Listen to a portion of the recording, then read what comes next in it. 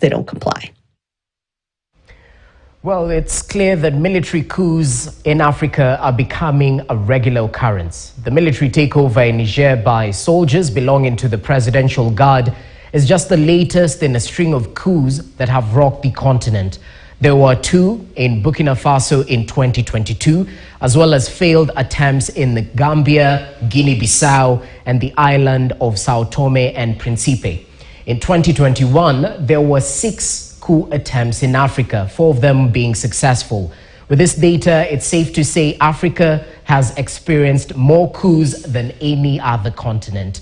Of the 17 recorded globally since 2017, all but one happened in Africa, and that one happened in Myanmar in 2021. So in the backdrop of this, we want to answer the key question: are military takeovers on the rise in Africa, and what exactly is necessitating the military takeovers? Is this a long-lasting solution to problems around governance? Well, joining me in studio to help us analyze this matters and more, I'm joined by Abel Onchari-Oyeyo, who's a regional affairs analyst, not a new face to the show. Karibu sana. I hope you've been well, sir. I am. How about yourself? I can't complain. Good. Yes, but looking at what's happening in Niger, one might tend to complain. So let's first of all understand what exactly is the relationship between politics and this military coups that are happening. Because in some cases, we've seen popular uprisings against long-serving dictators actually providing an opportunity for military takeovers in Africa. What's the relationship? No, thank you so much. There's a direct link between politics and military takeovers, whereby when the politics fail, obviously now there's a vacuum that is left. And of course, members of the armed forces always come in with the perception that they can do what? Bring order. That is what happens every single time when there's a fail of politics, when the politics breaks down, the armed forces, they're enticed to actually move in and use the pretext of restoring order to take over power. Everybody loves power. Powerlessness, as Robert Greene tells us, is a feeling we don't like. Yeah, so that is the pretext. When you look at any time we have an election, let me use our, current states as an example. Anytime we have an election and then of course there is some kind of anarchy or chaos, you feel like there's an element of, void, there's a vacuum. It's like the political leaders cannot give us direction. So when the case becomes extreme, members of the armed forces feel like now we have to do what? To move in and restore order. Now, in some cases where it's extreme, as it's always the case in West Africa, that is what happens. Okay. So a breakdown of politics always leads to military takeover. And now West Africa is a very unique region because of the frequency of these, military takeovers. Okay. When you, just like the statistics you've given us, in some places we've had them occur twice a year. Like in Burkina Faso, there was one in January, and then of course there was one in September, in a span of just 7 months. So that kind of frequency is not something that is very common. When you look at sub-Saharan African countries, look at Kenya, look at Uganda, there's a semblance of order, there's a semblance of what? Tranquility. Now, West Africa has so many factors that have predisposed the region into what we're witnessing now. Number one, there is the breakdown of the weakness of the regional body, ECOWAS. You see, after something has happened, it's when they come out and make a lot of noise. Like now they're threatening to send military forces to Niger to find out whether they can restore the president. So it's a weak body. And it does not mean SADC or East African community any better.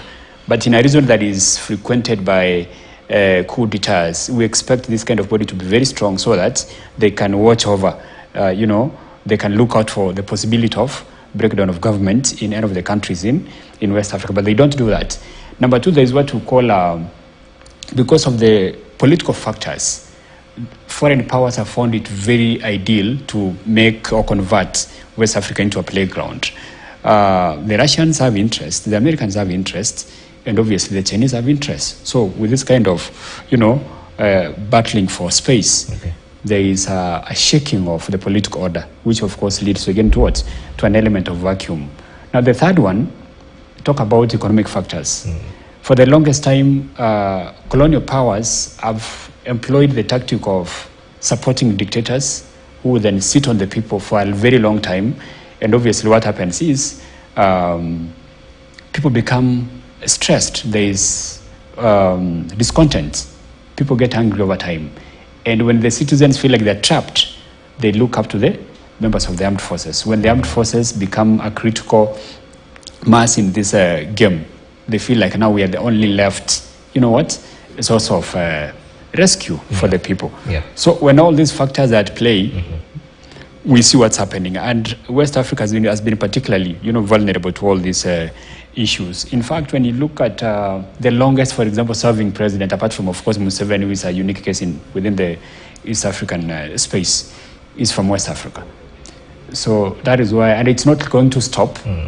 And then, of course, in the analysis of leadership, there's what we call the contagion theory, whereby if it's happening to me and it's happened to you, it's likely to happen to the third guy, because, it's observing, people are observing and thinking, okay, so if someone has done it and so has done it, I can also do it. Okay. So it happened in Burkina Faso, it was successful. It happened in Guinea, it was successful. It happened in Mali, it's successful. So why not in Niger? So like that. Okay. So it's likely to actually keep on happening unless something drastic happens. And you've definitely mentioned the causative agents. And in some cases, we've seen the extension of constitutional term limits that necessitated a military takeover. But let's speak about the second issue you talked about, the involvement of external players, foreign actors in some coups. And just help us understand how foreign and local players come together to fuel military coups in Africa. Is it the heavy reliance on external support, be it military, be it economic aid, that is a major causative agent when it comes to the facilitation of coups, especially where external players are involved? What happens, there's what we call internal vulnerabilities of a country, when the political order is broken, when the players within a country cannot work together, they cannot agree. And then you find we have powers. For example, the Russians, the Chinese, and the Americans playing for space or working or fighting for space. So they identify players. For example, the president in power could be a puppet of the Americans.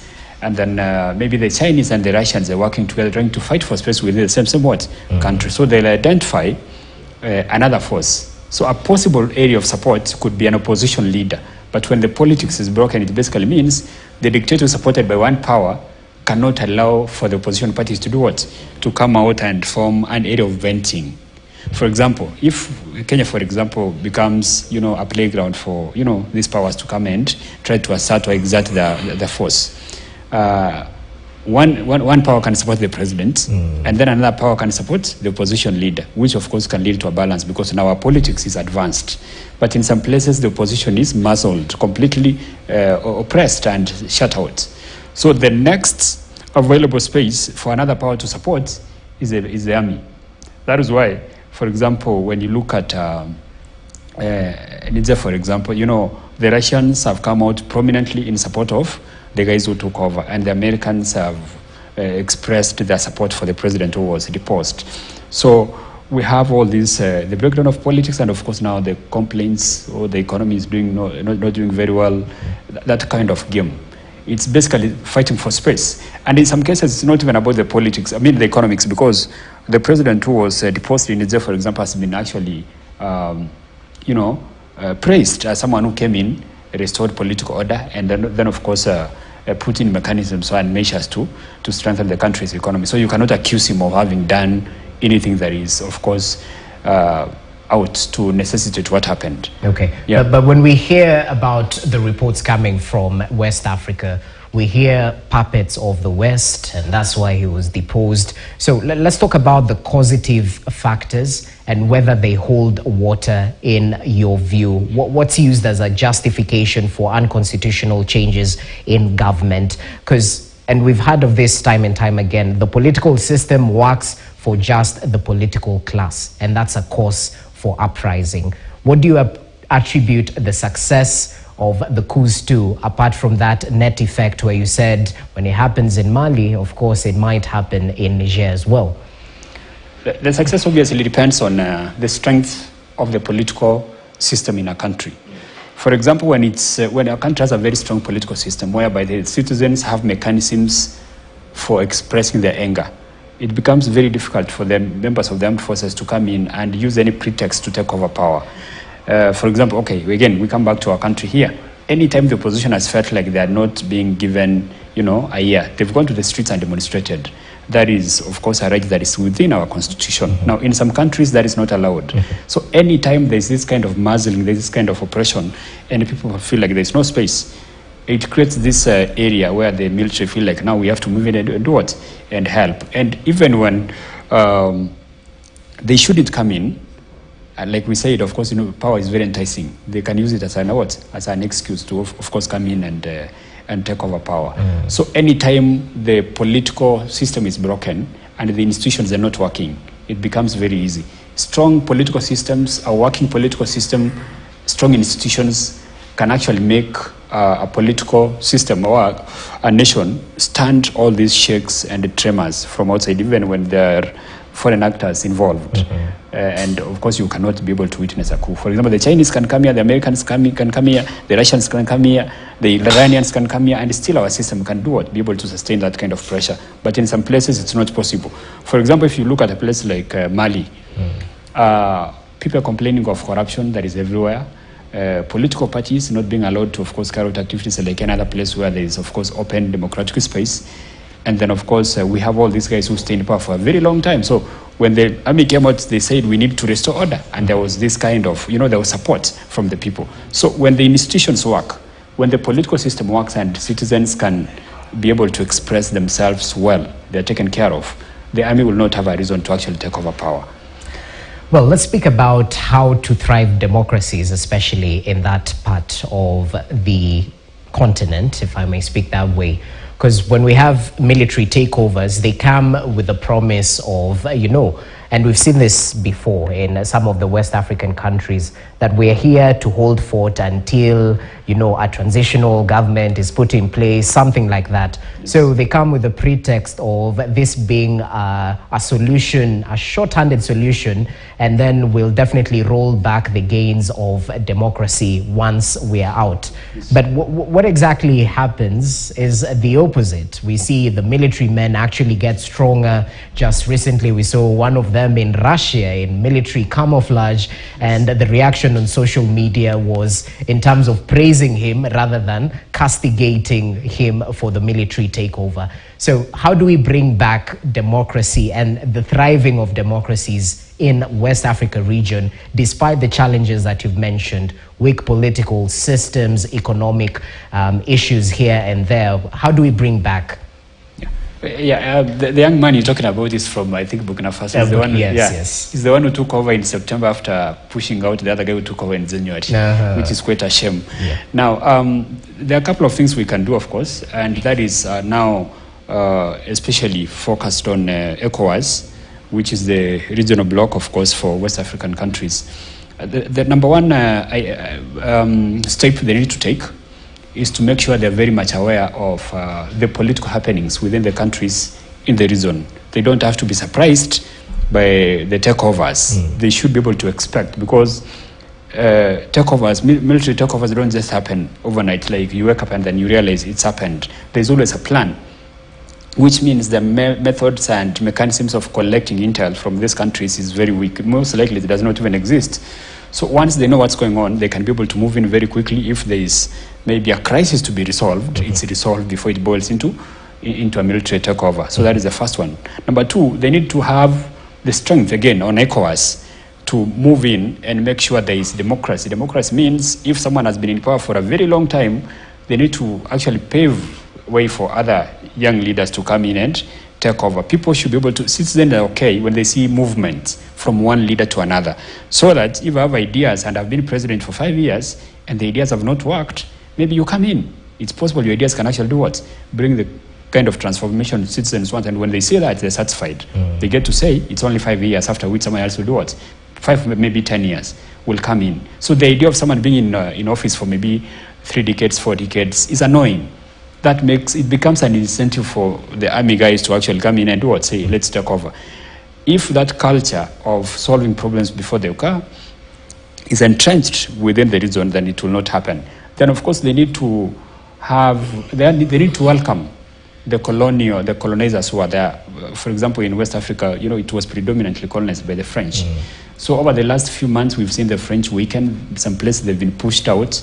Their, forces have been pushed out from most of these countries, Mali, Guinea, So that is not even necessary because there is a cultural attachment between the French and most of these West African countries. All right. And they need to have some kind of understanding so that the support that comes from outside is channeled to these countries in support of what?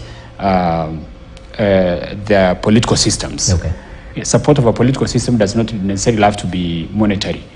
It can actually be directed to civil society, whereby people can be, supported, institutions are built, so that problems are solved without necessarily doing what? Creating chaos. Because when there's an element of anarchy, the army gets an excuse to do what? Okay. To take over. And now, in terms of these interventions, because we've seen what's played out in Niger, because when ECOWAS, I mean, as much as it was reactionary, came in and, declared sanctions and mentioned there might be a military intervention.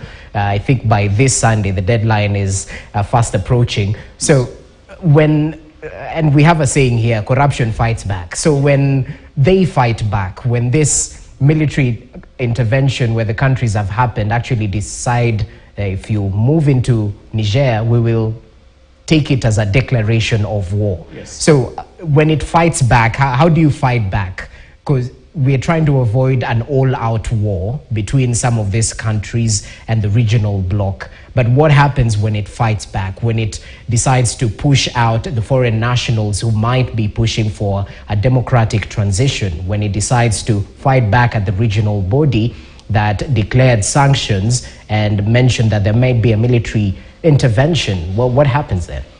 I think in as much as it's reactionary, as we said, it's well advised. That is a move I support. And if, ECOWAS is a big body, so if they bring in a force to try and push out this guy and bring back the president, it's possible. Because the president was elected in a democratic, process, and there is not a man who does not have support. He has support. So when those guys come in, it's very possible they can be able to push out what? The army guys who took over. And what they need to do is to avoid the element of too much talk and no action. So as the deadline comes, they need to actually have that force. All right. And it should be on standby so that the guy who took over gets to see the seriousness of ECOWAS so that, they can now have a plan. They can give him an exit plan, a strategy. If you hand over power, you don't have to get to Niger. We don't have to come in and intervene in your, domestic affairs. Sit down with the president, work out a few things, and hand over power back to what? To the president who was elected democratically. If you want to be part of the leadership, right? You can wait for the next election, put your name on the ballot, and be elected. But they need to make sure that they have that force on standby before the deadline. But what's good for the goose should be good for the gander. So if it applies in Niger, you cannot close your eyes on what's happening in Burkina Faso, in what's happening in Mali and the other countries that there've been a military takeover. So it's safe to say work is cut out for the regional body, yeah? Yes, and then there's then of course there's a place where you draw the red line, right? Okay. So if it was not done in Burkina Faso, it doesn't mean it cannot be done in Niger. So they can just go ahead and start now. Okay. Anytime there's this kind of takeover by the army, we send in a force and then power is taken back to civilian rulers. It should be. All right. Yes. Well, if we had more time, we'd talk about the Lome Declaration by the African Union that touches on such instances. But thank you for your time. Abel Oyeyo definitely giving us insights around the military takeovers we've witnessed in the Sahel region, West Africa, and why they are coming back, including some of the interventions we can apply to make sure they come to an end so we can have democratically transitions in government. Well, thank you so much for watching. That's all we had on Africa Speaks. My name is Jesse Rogers. Enjoy the rest of your viewing.